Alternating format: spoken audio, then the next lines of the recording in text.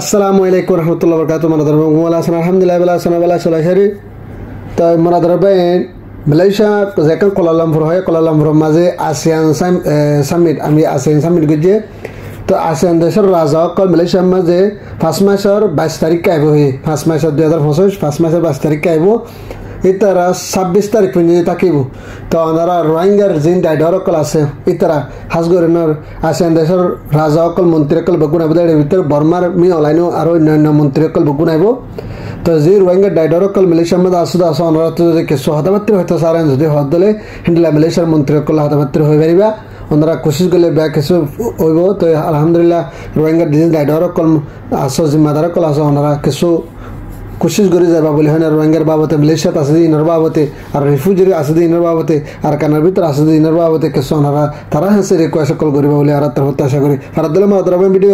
Share করিবা।